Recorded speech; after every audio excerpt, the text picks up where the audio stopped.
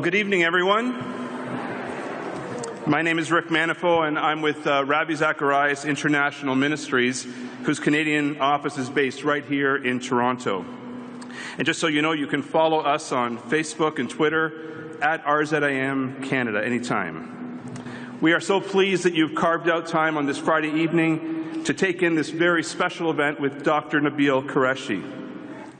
If you're here to hear someone uncover and discuss what few others are willing to deal with, you're in the right place. If you're interested in clarity and forthrightness about this potentially controversial topic, you're in the right place.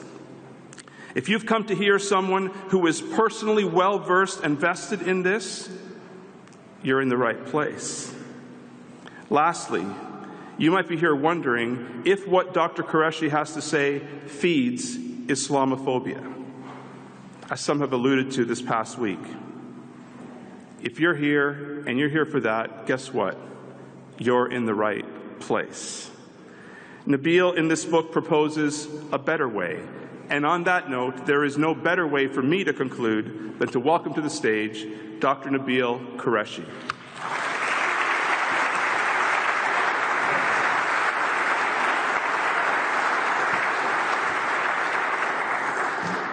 If you're here for free dinner, you're in the wrong place. I'm very thankful to be here. I was here in September.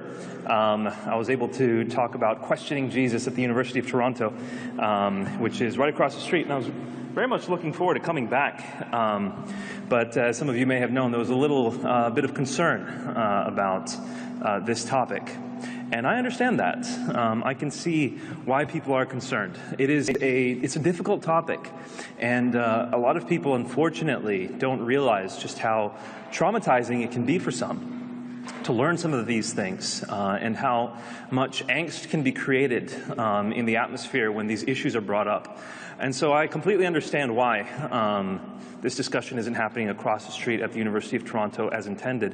What's particularly saddening about not being able to talk about this in a venue across the street is that I wrote this book particularly so that people would be less angry towards Muslims, so that people would be more loving toward their Muslim neighbors. Because there's a lot of confusion in the air, and as long as there's confusion, fear comes with it. People don't know how to react, and with the unknown comes fear.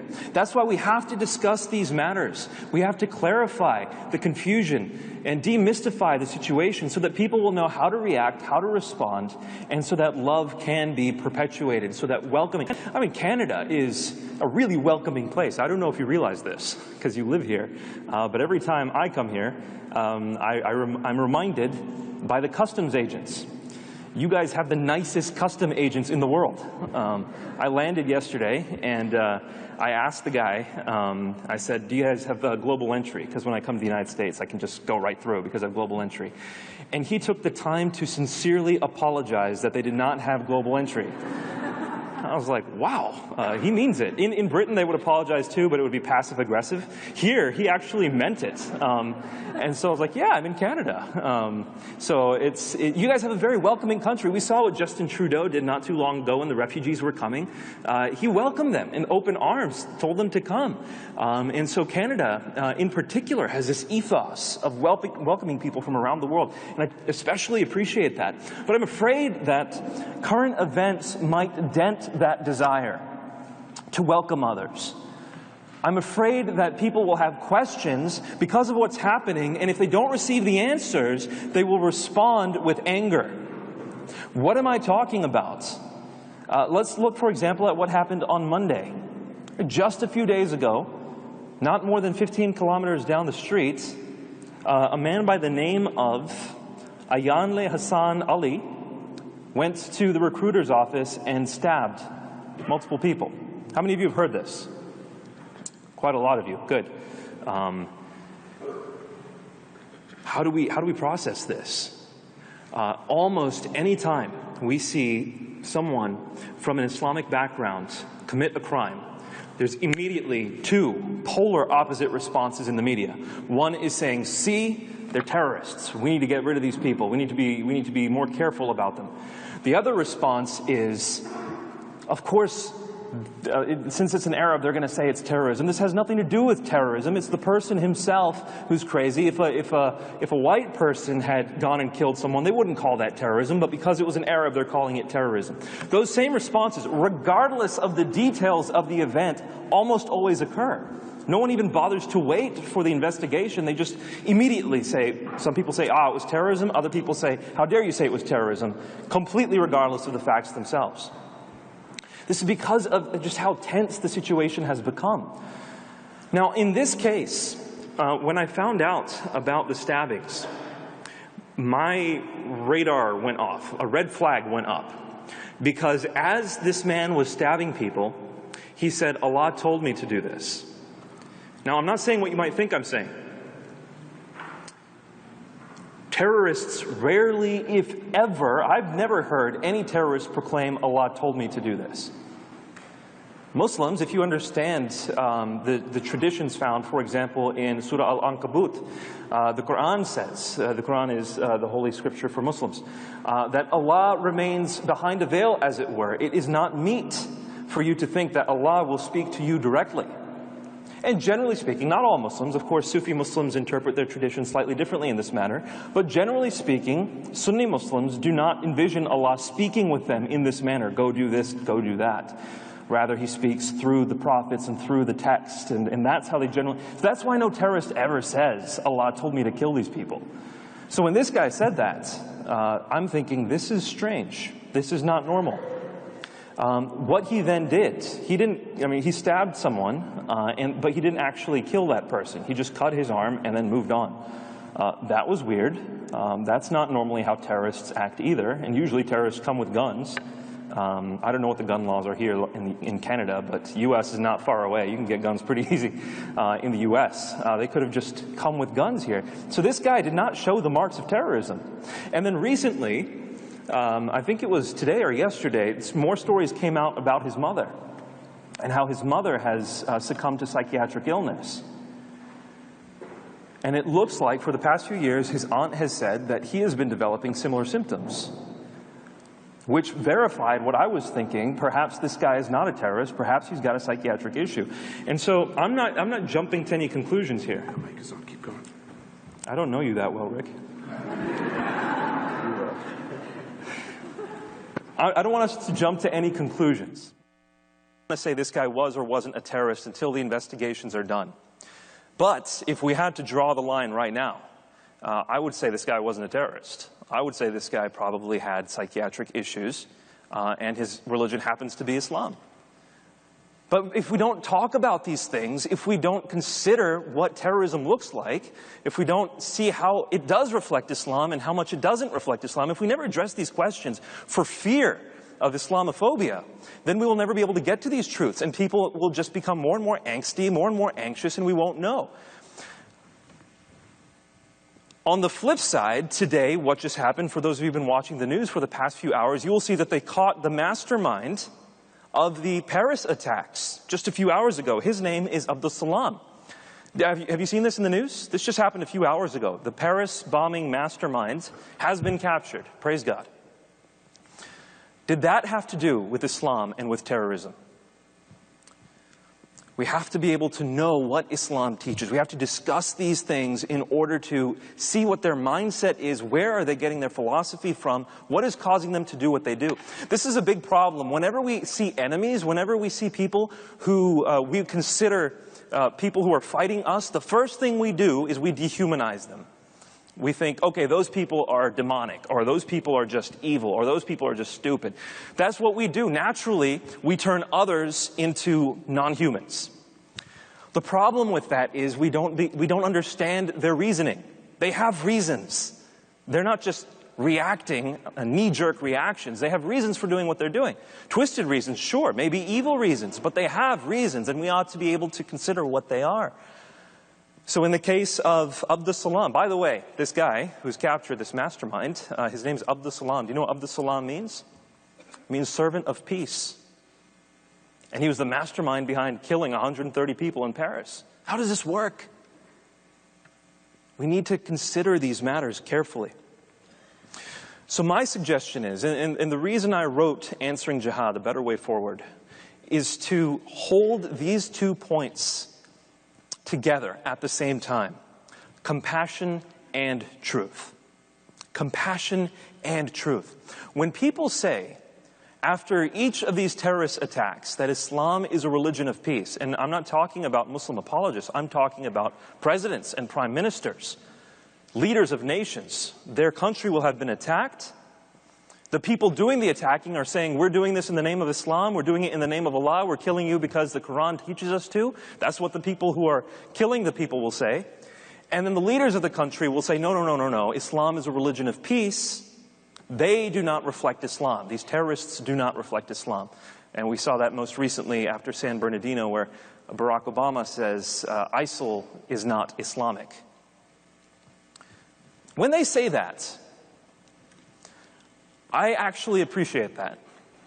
I'm not saying I agree with it, but I appreciate it, because where it comes from is a desire to protect innocent lives. They're thinking about the innocent Muslims in their country. Barack Obama is thinking about the innocent Muslims in California who have nothing to do with this terrorist attack, who truly believe Islam is a religion of peace. And in order to preserve them, in order to preclude attacks, retaliation against them, they will say Islam is a religion of peace. I'm thankful, by the way, that the Toronto police chief said something, actually, I think, much more precise. What he said was, I don't want to see any of this Islamophobia business. I don't want anyone to impute the actions of this individual to a large portion of the population. That's a very accurate way to say it, and I applaud him for stating it that way. But when we just randomly say Islam is not a religion of peace, we're trying to do the thinking for people, and that's the problem. I appreciate the compassion, but avoiding the truth and avoiding investigation and trying to feed people propaganda without clarifying why is a problem. On the other hand, you have people like, well, I won't name names, but we have people who will say that all Muslims are a threat because the Quran is violent. All Muslims need to be kept out of our country because here is what their religion teaches. It's the exact opposite. Now you have someone who's trying to get to the truth and get to study the issue, but he has no compassion for the individuals. And no religion works that way. No religion works such that everyone believes exactly what is taught. There are various expressions within every religious background. Every religious tradition has multiple interpretations of what it means. Currently, there are 1.6 billion Muslims in the world. I would venture to say that that means there are 1.6 billion understandings of Islam in the world. You can't get two people to believe exactly the same thing. And so to just cast everyone with the same brush and say we shouldn't let any of them into the country is very problematic. But what are they trying to do? They're trying to protect their country. They're trying to figure out why. They're looking at the lowest common denominator on all these Islamic attacks, and they're saying, well, Muslims are the lowest common denominator, so let's keep them out. Huge issue. You don't treat a whole group of people like that. Because of the actions of a small number of people, you don't cast out a whole group of people. America did that in World War II to the Japanese and to the German, and it's still to our shame that we did that. So, how do we hold the two in tension then? How do we have compassion and truth without compromising one another? When Paris was attacked, this was November 13th, I was in England. I'm studying in England right now. My term was coming to an end. I was coming to Atlanta to attend some conferences. Society of Biblical Literature is a conference that I was coming to attend. So I was packing up, and my wife, Michelle, was saying, Nabeel, hurry up, come to bed. We're leaving first thing in the morning. But I was on Twitter because Paris was under siege. And I could not put the phone down because it reminded me very much of what happened after the 7/7 bombings in England, where a place that's close to home to a lot of Europeans was attacked, a place that seemed protected, a place that lots of people had visited, if not, of course, lived there, had just become vulnerable. As an American, it reminded me of the 7/7 bombings. A few weeks later, I came home. Thanksgiving was in the end of November in the States, and my wife and I couldn't visit all our family for Christmas and Thanksgiving, so we celebrated a joint party. We called it Thanksmas. So we're having our Thanksmas gathering, December 2nd, and I open my phone again. Apparently I'm on my phone way too much. And what should I find on Twitter but the San Bernardino attacks? Now, after Paris, Francois Hollande said what? What did he say? He said the same thing that almost all diplomats say. Islam is a religion of peace. And don't impute to all the Muslims what these few terrorists did. And just like normal, people kind of accepted that and moved on. But so soon after that was San Bernardino, not even a month later, that people said, no, we want no more of your rhetoric. We want to know what happened. We want an explanation. We're angry. And by the way, anger has a lot to do with this election season in the United States. It's very problematic. It's just this uncontrolled anger. We're angry. What's going on here? We want an explanation. When that happened, I was in North Carolina at the time. All of a sudden, I felt in the air around me an anti-Muslim sentiment that reminded me very much of September 11th. I hadn't felt that level of anti-Muslim sentiment since September 11th. It was back again with a vengeance. I would say it was even worse this time. And immediately my thought goes to what? It goes to my mom. She wears a burqa. She wears a hijab. My sister wears a hijab and a burqa. My aunt, after Desert Storm in 1990, when she was out shopping, she was punched by some random person because he was angry. Our windows at our mosque in Norfolk, Virginia. I attended a Sunni mosque right off of Old Dominion University in Norfolk, Virginia. We had just built the mosque. And after 9/11, people came around and broke the windows by throwing bricks through them. We had to pay for the windows again. We had nothing to do with 9/11. But the anti-Muslim sentiment was that high. And once again I saw it. And nobody seemed to be answering the questions that people had. This was the problem. Because conversations were being shut down. Under the accusation of Islamophobia, no one was able to address with truth what the issue was. Anytime you talk about the origins of Islam, you start talking about Muhammad or you start talking about the Quran, people say Islamophobia. That shuts down the conversation, and then there's a bunch of angst. There's a bunch of confusion that never gets clarified. And I was waiting for people to say something, and in the midst of that, we had a whole other controversy in the United States. I'm not sure how much of this you heard here, but at Wheaton College, which is a flagship evangelical college in Chicago area, one of the professors wore a hijab. Her name was Dr. Lauricia Hawkins. She wore a hijab, and she posted on her personal Facebook account that she stands in solidarity with Muslims because Muslims and Christians worship the same God.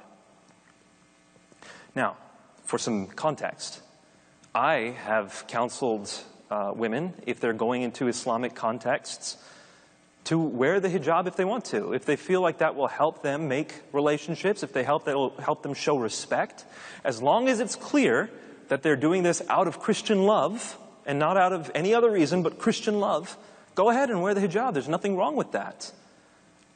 Christians believe that God came to this world.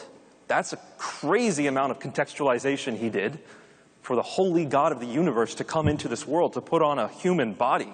It's crazy how much he contextualized himself for our sake. There's no problem at all for a woman to wear a hijab if it shows that she's willing to love people for it, as long as there's no confusion as to why she's doing it. So that's not why I would say Lauricia Hawkins did anything wrong. But when she said Islam is a religion of peace, when she said Muslims and Christians worship the same God, she struck a very raw nerve. A very raw nerve. Again, what was going on? There was a ton of anger and no clarity, no charity. And so when she said Muslims and Christians worship the same God, uncritical Christians and I would call nominal Christians around the country started saying, no, that's not our God. That's not our God. Do something about this woman. There was no room for conversation because of the anger. When I saw all this happening, I said, somebody needs to speak up. Somebody who is concerned for Muslims and also wants to know the historical truth about jihad. And I was waiting for someone to say something. I didn't want to say it. But no one was saying it. And so I waited a few weeks, prayed about it, and I said, okay, I have to write this book. I have to write this book. That's why I wrote Answering Jihad, and that's why I put the subtitle, A Better Way Forward.